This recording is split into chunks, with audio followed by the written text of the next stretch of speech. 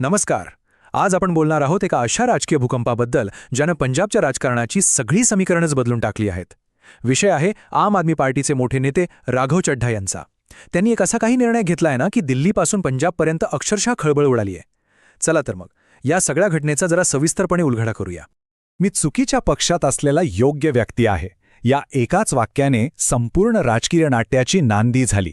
राघव चड्ढा यांनी पत्रकार परिषदेत हे विधान केलं आणि इथूनच एका मोठ्या वादळाला सुरुवात झाली. हे एकच वाक्य त्यांच्या निर्णयामागची भावना आणि त्यांचा संघर्ष सगळं काही स्पष्ट करतं.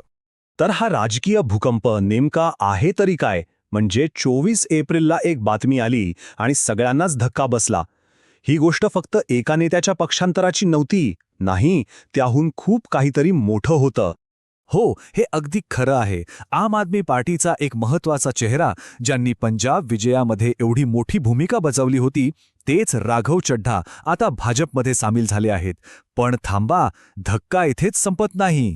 7 ही संख्या का महत्त्वाची आहे? कारण यावरून या घटनेचं गांभीर्य लक्षात येतं. राघव चड्ढा काही एकटे गेलेले नाहीयेत. नाही, ते आपल्यासोबत आम आदमी पार्टीचे तब्बल 7 राज्यसभा खासदार घेऊन भाजपमध्ये दाखल झाले आहेत.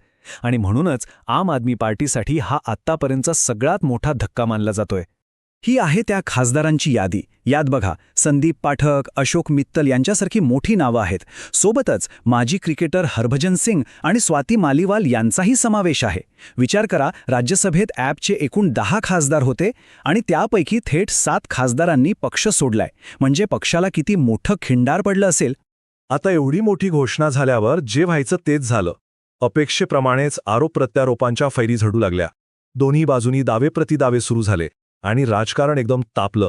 राघव चड्ढा यांनी आपला निर्णय का घेतला हे स्पष्ट करताना सांगितलं की गेल्या काही काळापासून त्यांना हे जाणवत होतं की पक्ष आपल्या मूळ विचारधारेपासून खूपच भरकटला आहे.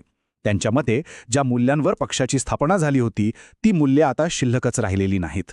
आता दुसरीकडे आम आदमी पार्टीनं यावर खूप तीव्र प्रतिक्रिया दिली. पक्षाचे खासदार संजय सिंग यांनी सरळ हा भाजपच्या ऑपरेशन लोटसचाच एक भाग असल्याचा आरोप केला आणि चड्ढा यांनी पंजाबच्या जनतेचा विश्वासघात केलाय अशी टीका केली. इथे दोन्ही बाजूंचे मुद्दे अगदी स्पष्ट दिसतायत. एकीकडे चड्ढा पक्षाच्या आतल्या भ्रष्टाचारावर बोट ठेवत आहेत, तर दुसरीकडे आप या सगळ्याला भाजपचं षडयंत्र म्हणत आहे. आता या दोन वेगवेगळ्या कथांमधून नेमकं खरं काय हे समजून घेणं महत्त्वाचं ठरतं.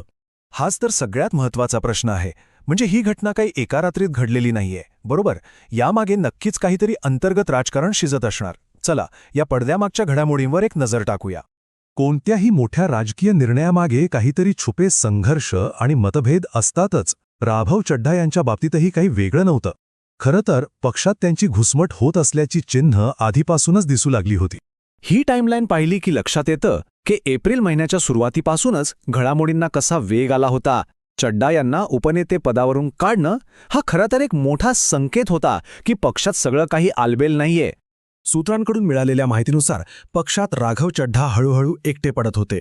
भाजपवर मवाळ भूमिका घेत असल्याचा त्यांच्यावर आरोप होता. इतकंच नाही तर पक्षानेच त्यांना सभागृहात बोलण्यापासून रोखण्याची विनंती केली होती.